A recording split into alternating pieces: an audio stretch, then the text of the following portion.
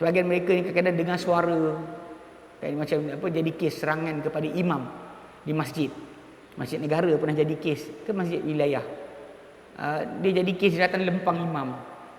Bila tanya balik, dia dengar suara, suruh pergi lempang imam.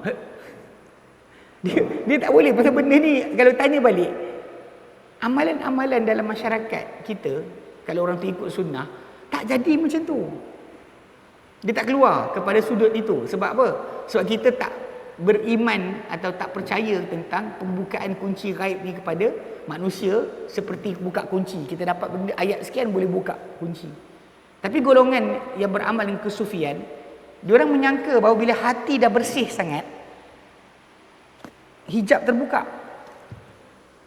Dan diorang rasakan suara yang didengari itu adalah kebenaran dari Tuhan. Kami dekat office yang kadang ada orang datang, dia kata saya nak jumpa dengan Syekh. Dia kata kenapa? Dia diorang pun tak bagi jumpa Syekh, jumpa saya.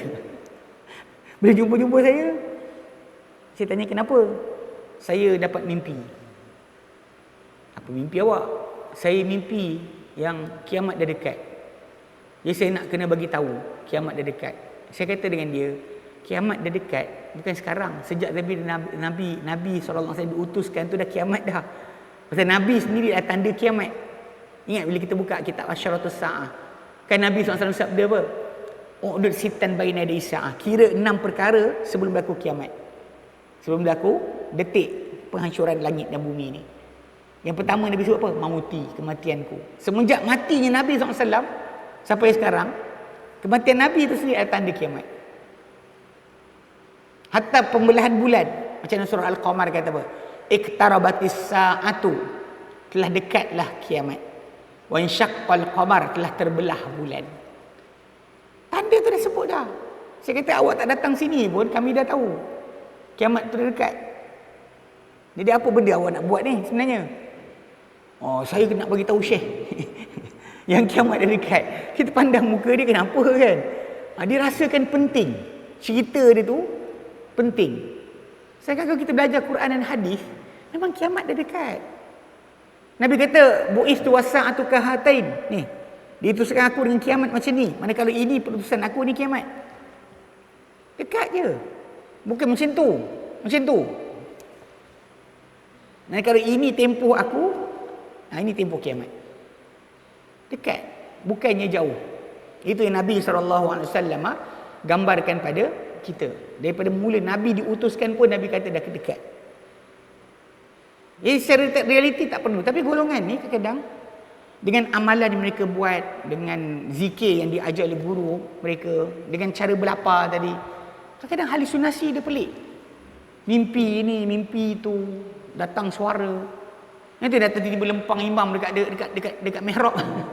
Imam datang dia lempang imam. Jenuh juga kan. Bila tanya kenapa, dengar suara.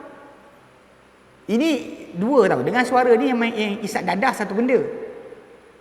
Yang isap dadah ni kita faham lah kan. Yang kat syabu dan sebagainya sampai rosak akal, bunuh keluarga sendiri. Ni kes yang banyak berlaku sekarang.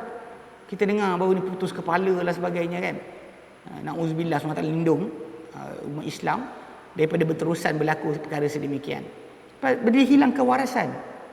Satu lagi masalah kesufian tadi. Yang dia jadi gila. Dia tak boleh waras cerita dia. Bagi golongan sufi, dia kata orang tu telah majzub. Dicabut dia punya kesedaran. Kerana sangat cinta Tuhan. Tapi masalahnya, tak ada seorang pun Nabi gila. Dan para anbiya adalah manusia paling cinta kepada Allah Subhanahu Wa Taala. Lepas para anbiya, para sahabat. Sahabat Nabi pun tak ada gila. Kerana beramal dengan amalan Nabi ajar, tak ada seorang pun gila. Tengok, tak ada pun. Carilah sahabat yang gila kerana beramal. Tak ada. Semua waras. Sebab balik pada asal, mana mungkin penyampaian agama disampaikan pada orang gila. Faham tak?